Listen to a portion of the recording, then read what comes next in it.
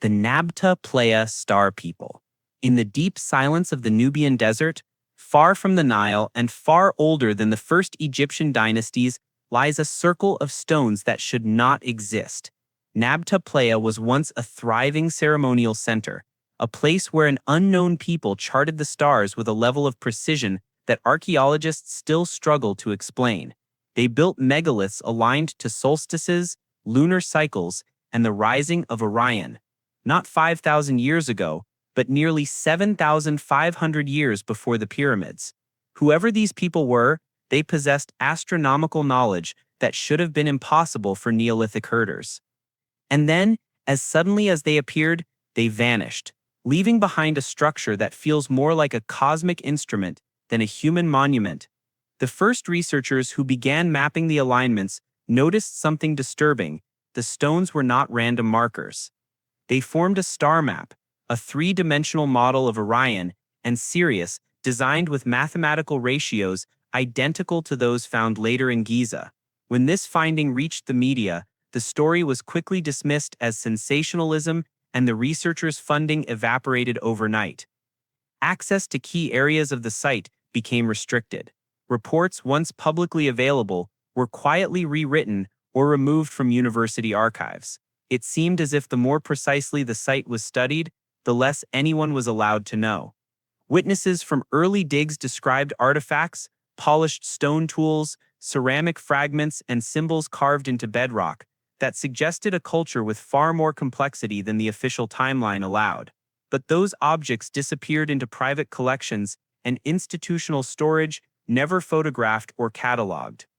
A single discovery could have rewritten African prehistory, shifting the roots of civilization away from the Nile and into a forgotten desert basin. That alone would threaten entire academic empires. Then came the strangest detail of all. Several excavation notes mentioned that the site appeared deliberately abandoned, not destroyed, not decayed, abandoned, as if its builders knew something catastrophic was coming. Climate records show that the Sahara transformed rapidly, almost violently, in the very generation they vanished. A shift so sudden it challenges climate models even today. What humanity lost at Nabta Playa is not just a civilization. It is the blueprint of an origin story, older than Egypt, older than writing, older than kingship itself, an ancient knowledge system silenced before it could expose how far back human sophistication truly goes. The builders of Göbekli Tepe. High on a hill in southeastern Turkey stands a monument that should not exist. Göbekli Tepe rises out of the earth like a message from a forgotten epoch. Massive T-shaped pillars, perfect circles of stone, and carvings so intricate that even modern sculptors admit they would struggle to reproduce them. And yet, this site was built 12,000 years ago, long before agriculture, writing, cities, or metallurgy. According to the official timeline, its builders should have been simple hunter-gatherers. Instead, they created the world's first known temple complex, a structure so advanced it shattered archaeology the moment it was uncovered. The first excavation teams were stunned. Pillars weighing up to 20 tons had been quarried, transported, and raised with engineering methods that had no business existing in the Stone Age. The artwork displayed symbolic systems. Animals arranged in deliberate sequences, abstract shapes arranged like coded messages, hinting at belief structures lost to time. And then came the most unsettling discovery. Göbekli Tepe had been intentionally buried under thousands of tons of soil, not by nature, not by erosion, by its own builders. As researchers began publishing their findings, the pushback was immediate. Early reports suggesting pre-agricultural complexity were quietly revised. Funding became unstable. Access to key enclosures was restricted under the justification of preservation. Some areas were reburied, others covered with protective roofing that conveniently limited independent study. Several archaeologists who questioned the official narrative found their careers unexpectedly stalled. The carvings, once thought to depict animals, began to reveal patterns, constellations, celestial alignments, symbolic warnings of a global event. One pillar, the so-called vulture stone, may encode a memory of a cosmic impact that altered the climate around 10,800 BC. If true, Göbekli Tepe was not only a ceremonial site, but a sophisticated observatory built by a civilization that possessed knowledge of the sky far ahead of anything acknowledged by mainstream history. Then the real silence began. Excavations slowed, reports stopped, and the most controversial artifacts, tools, pigments, carved fragments were quietly relocated into unpublished storage. What remains visible today is only a fraction of what was unearthed. What humanity lost at Göbekli Tepe is not just the identity of its builders. It is the proof that civilization did not begin where textbooks claim. It began earlier, rose higher, and vanished faster than anyone in power is willing to admit. The Norte Chico data keepers. Along the dry coastal plains of Peru lies a civilization that rewrote the history of the Americas before it mysteriously vanished. Norte Chico, older than the pyramids, older than Mesopotamia, built sprawling cities, monumental platforms, and complex irrigation systems at a time when the rest of the world was still experimenting with agriculture. But what disturbed researchers most was not their architecture. It was the discovery of knotted strings, early versions of the quipo, that suggested they were not only builders, but data keepers. Archaeologists found these strings inside storage rooms, temples, and administrative buildings, consistent with record keeping. When a small group of researchers began decoding patterns that resembled numerical sequences and possibly even proto-writing, the reaction was swift. Funding was redirected. Access to the storage sites was restricted. Reports referencing advanced communication systems vanished from public archives. It was as if someone feared what those knots might reveal. A civilization in the Americas that developed data structures long before writing appeared in the Old World. Then came the most unsettling discovery. Entire cities abandoned in a single season. Residential areas left with cooking vessels still in place. Irrigation channels abruptly closed. Construction on major platforms halted mid-build. There were no signs of war, no disease pits, no widespread famine indicators. Instead, everything pointed to a coordinated evacuation. But evacuation to where and why? Several excavators noted something chilling in their early notes. A pattern of burn marks on key structures, as if their ceremonial centers had been intentionally destroyed before departure. When this information circulated, it quietly disappeared from subsequent publications. Some scientists who pushed the rapid abandonment hypothesis reported academic pressure to shift to more acceptable interpretations. The most controversial find, a set of quipus that allegedly depicted astronomical cycles and flood warnings, was quietly taken into government custody. Witnesses from the dig team later claimed the strings were removed without being photographed. The official explanation was preservation, but no one outside the agency ever saw them again. What humanity lost with the disappearance of Norte Chico is not just a people, it is an entire knowledge system, a civilization that may have predicted environmental cycles, encoded scientific data into fibers, and built America's first cities before being erased in a single generation. Their silence is not natural, it feels deliberate, as if someone ensured their knowledge would never rise again. The Liangzhu hydraulic engineers. Hidden beneath layers of mist and rice fields in eastern China lie the remains of a civilization that shouldn't have been possible at its time. The Liangzhu culture emerged more than 5,000 years ago, but it possessed engineering skills that rival modern hydrology. They built dams, reservoirs, floodgates, levees, and canal systems with such precision that some modern engineers admit the designs anticipate concepts not formally documented until the past few centuries. Their waterworks transformed a swampy, flood-prone region into a stable agricultural powerhouse. And then, in a span so short it barely registers in the archaeological record, the entire civilization vanished. The first teams who mapped the hydraulic system were stunned. The dams were positioned with exact knowledge of water pressure, sediment flow, and seasonal flooding. Canals were arranged according to gradients so subtle that modern survey instruments were needed to confirm the builder's precision. Artifacts found nearby, polished jade, ceremonial tools, standardized weights, suggested a culture capable of both scientific thought and centralized planning. But the moment researchers began publicizing how advanced the infrastructure truly was, the narrative shifted. Reports calling Liangzhu an ancient engineering state were edited, funding redirected.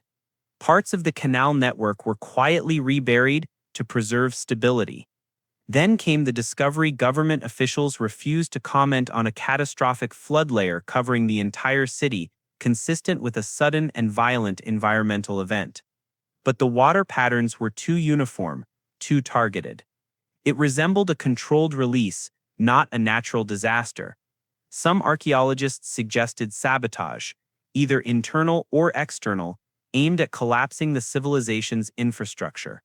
Shortly afterward, excavation leaders were replaced, and access to deeper layers of the site became limited to state-approved teams.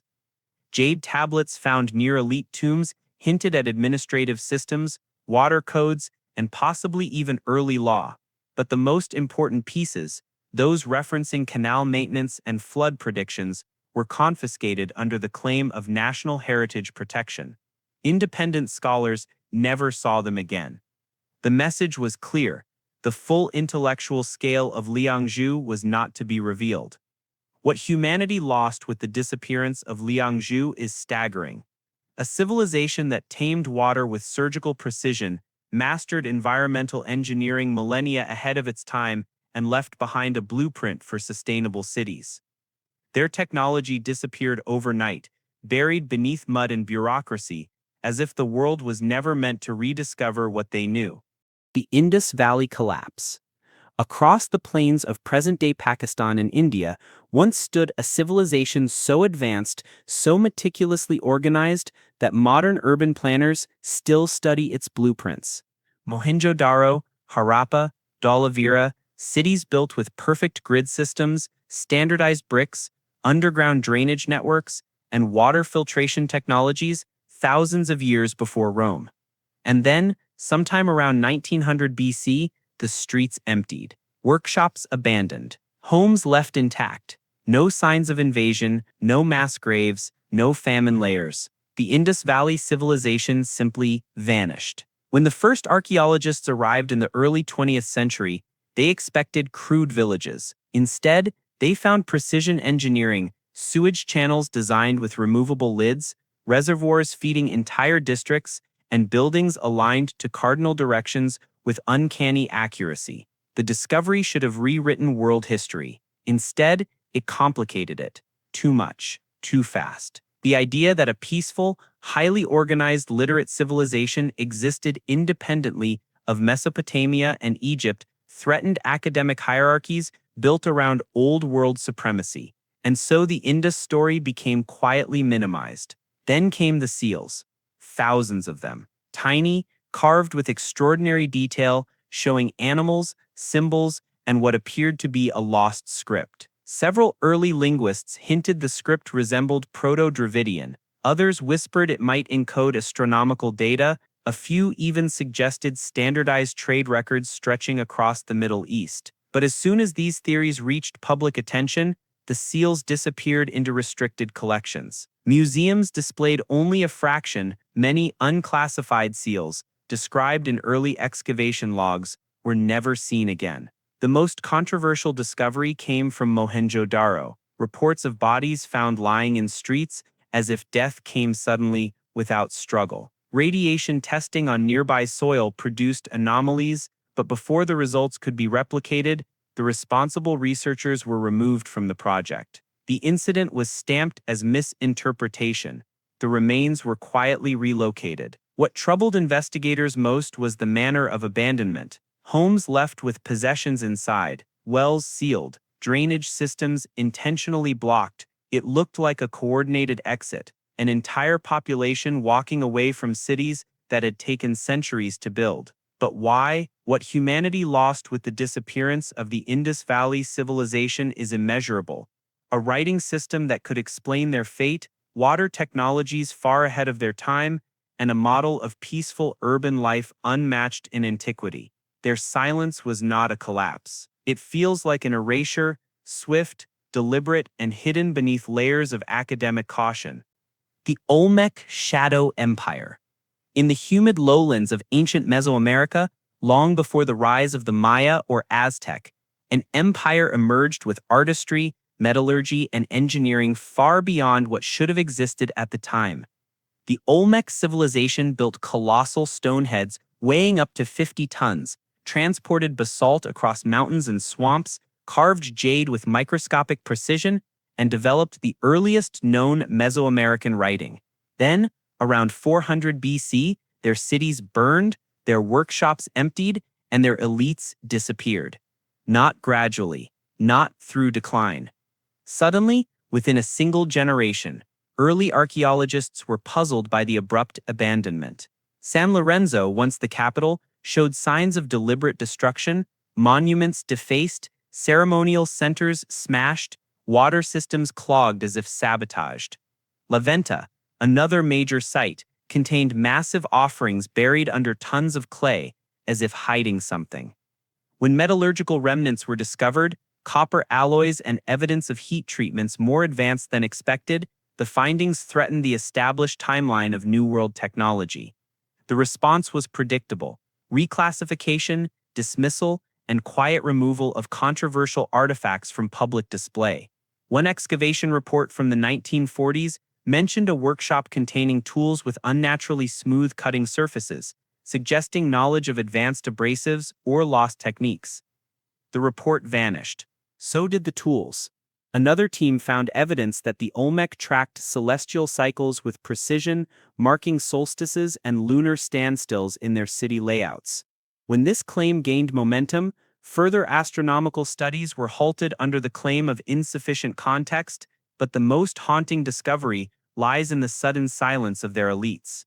Burials that should have contained rulers were empty.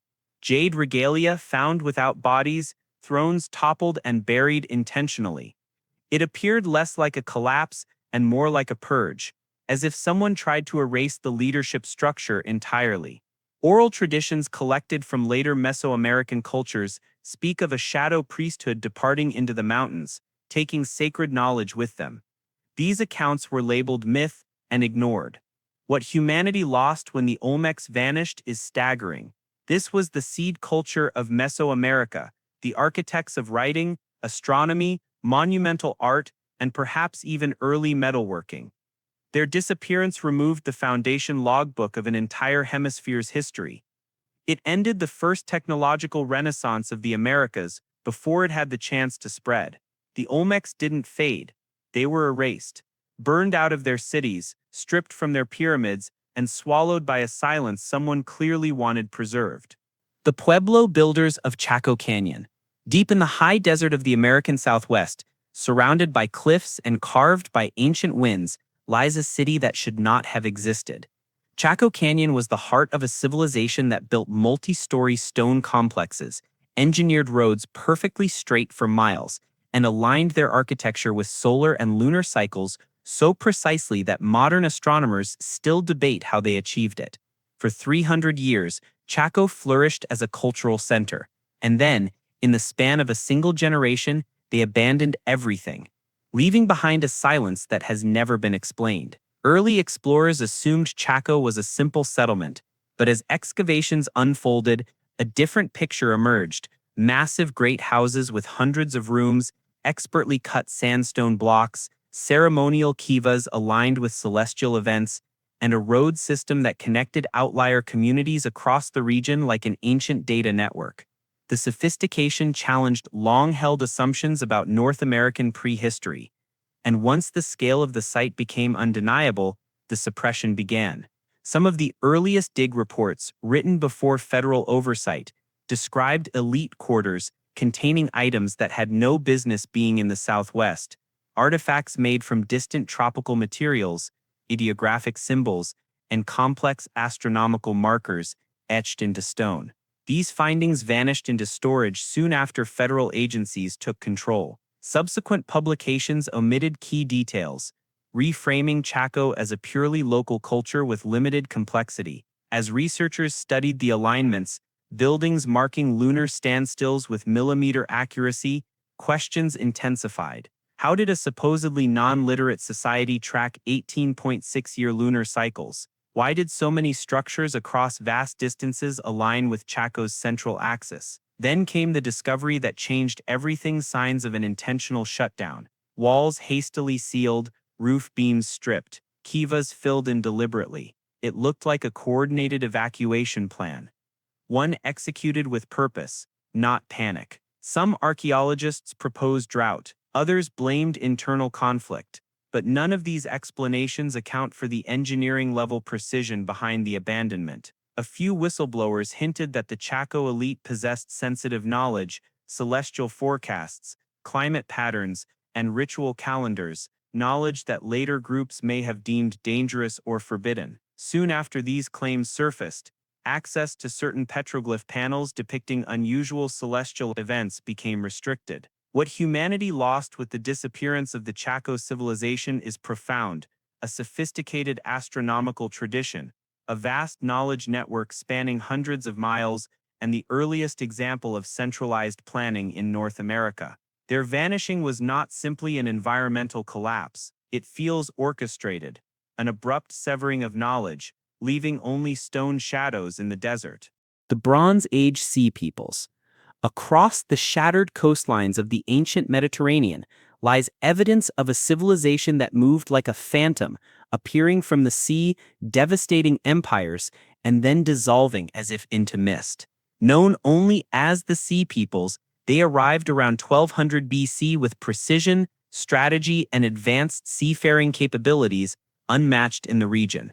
They toppled cities that had stood for centuries. They destabilized Egypt, crippled the Hittites, erased Ugarit, and ignited the collapse of the Late Bronze Age. And then, as suddenly as they appeared, they vanished overnight. For decades, historians debated who they were: invaders, refugees, mercenaries, traders. But evidence from coastal digs began pointing to something far more unsettling. The Sea Peoples were not a chaotic cluster of tribes, but a structured maritime confederation with coordinated tactics, standardized weaponry, and navigational knowledge that exceeded anything recorded by their victims. Their ships, described in Egyptian reliefs, featured advanced hull designs suggesting long-distance capability. Some reliefs even showed directional markers that imply knowledge of stellar navigation. Then came the most controversial discovery: a set of tablets recovered from a submerged site near modern-day Haifa. These fragments, reported by a small team of underwater archaeologists in the early 2000s, suggested the existence of a hidden naval archive, possibly belonging to the Sea Peoples themselves. The tablets reference trade routes stretching far beyond the Mediterranean, storm calendars, and a maritime code of conduct. Within months, that underwater site was sealed off. Researchers involved in the discovery claimed their notes were confiscated. The official statement was national security concerns regarding underwater hazards. As more scholars began investigating, excavation permits dried up. Reliefs depicting the Sea Peoples were reclassified as symbolic exaggeration. Mentions of their sophisticated navigation were dismissed as misinterpretations. But the pattern was clear: someone did not want the origins of the Sea Peoples publicly established. What troubled researchers most was the abruptness of their disappearance. No mass graves, no war aftermath, no diaspora trails. A civilization capable of coordinated strikes across multiple continents simply ceased to exist. Some hypothesized assimilation, but assimilation leaves traces. This left none. What humanity lost with the vanishing of the Sea Peoples may be one of the greatest gaps in historical memory: a maritime network that connected worlds before classical civilization even began. Their knowledge of the sea, of wind patterns, of navigation and strategy, all of it wiped from the record, erased not by time, but by human hands determined to maintain a simpler, more controllable version of history. The people of Rapa Nui before collapse. On a remote island in the middle of the Pacific, far from trade routes, empires, and ancient superpowers, stood a civilization that mastered feats no one could explain. The original people of Rapa Nui, long before European contact, carved and transported hundreds of massive moai statues, each weighing up to 80 tons, over miles of rugged terrain. They engineered quarries, precision ramps, and a system of social organization powerful enough to raise giants out of volcanic stone. And then, sometime in the late 1600s, their world disappears in an unnerving instant. Entire clans go missing. Oral traditions fall silent, the culture resets, and the original elite, the true Moai builders, vanish without a trace. When the first European visitors arrived in 1722, they found a society already collapsed. Moai toppled, villages abandoned, writing traditions fading. But what shocked early anthropologists was not the decay. It was the evidence of another far more advanced phase of Rapa Nui society that had ended abruptly. The Rongorongo tablets, wooden boards covered with glyphs, unlike any script in the Pacific, hinted at administrative records, genealogies, astronomical data. Some suggested the glyphs encoded cyclical time or navigation knowledge. But once missionaries arrived, nearly every Rongorongo board was burned in ritual cleansings. The remaining few were taken by collectors and governments and never fully released to the public. Excavations in the 20th century unearthed something even more disturbing. Many Moai had been intentionally buried, some up to their necks. Early researchers noted that the statues were originally part of elaborate ceremonial platforms with hidden chambers. These notes vanished from archives or were rewritten in later publications. Several archaeologists suggested that the Moai were buried as part of a sudden cultural purge, an attempt to erase the memory of an elite class or to protect sacred knowledge during a crisis. Their careers stalled shortly afterward. Then came the forbidden oral traditions, recorded by a handful of early explorers but dismissed by later scholars, stories of a long-ear ruling class, engineers and priests who held specialized knowledge, who were overthrown in a violent conflict, and who either disappeared or were systematically eliminated. These accounts, once central to understanding the collapse, were quietly removed from academic narratives in favor of a simpler explanation. What humanity lost with the disappearance of the original Rapa Nui builders is immense. A writing system unlike any in Polynesia, monumental engineering techniques still not fully replicated, and a complex spiritual scientific worldview encoded in stone. Their vanishing was not a gradual decline, it was a controlled erasure, a cultural blackout that severed the island's memory before outsiders could ever learn its truth. The Minoan Maritime Empire. On the island of Crete, nestled between Europe, Africa, and the Near East, once stood a civilization so advanced, so elegantly engineered that scholars still struggle to understand how it emerged. The Minoans built multi-story palaces with light wells, plumbing systems, paved roads, and frescoes that reveal a society flourishing in art, trade, and navigation. They were the masters of the Bronze Age sea. And then, around 1450 BC, their empire collapsed almost instantly. Palaces burned, harbor towns emptied, trade routes fell silent. A civilization at its peak vanished overnight.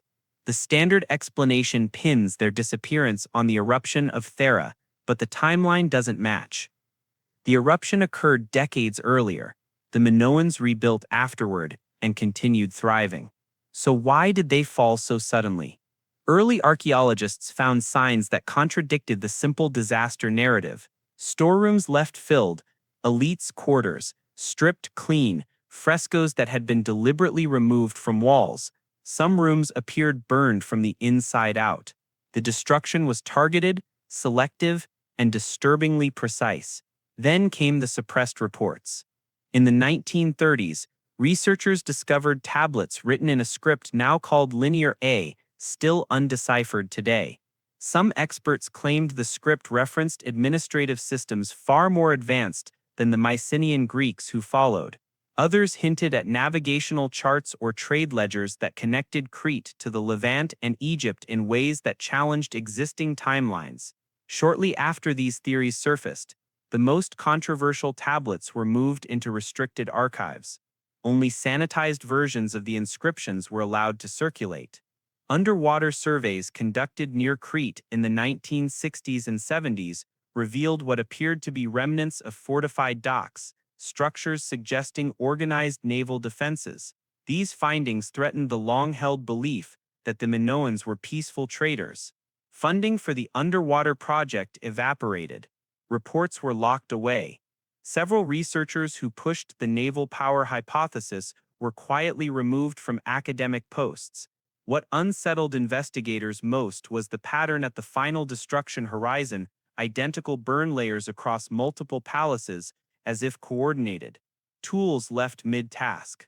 Workshops abandoned. Ships gone. The impression was not one of natural disaster, but of a deliberate dismantling. A sabotage from within or a targeted attack by a rival power whose victory depended on erasing Minoan dominance. What humanity lost with the fall of the Minoans is devastating. Europe's first literate maritime civilization, a culture that may have pioneered navigation, early bureaucracy, and trade networks stretching across 3 continents. Their disappearance ended an era of flourishing innovation and plunged the Aegean into a dark age from which it took centuries to recover. Their silence marks the closing of a pattern that echoes across all 10 civilizations. Knowledge rises, threatens power, and is buried. Each disappearance erasing a chapter of human potential.